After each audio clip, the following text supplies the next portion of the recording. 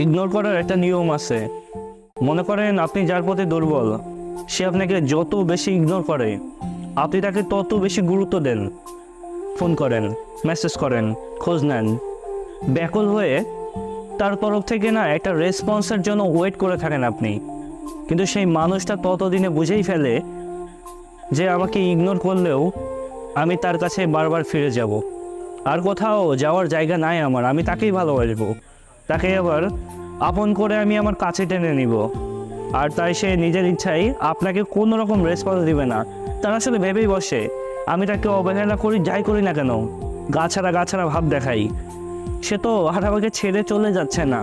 আমি তাকে আমার প্রয়োজনে ব্যবহার করলেও সে কোনো কিছুই না মনে করে না। আমার যখন তার সাথে কথা বলতে ইচ্ছা হয় তখনই আমি কথা বলবো, যখন কথা বলতে ইচ্ছা হবে না আমার তখন দূরে ঠেলে দিব। কত সুন্দর নিয়ম আপনাদের।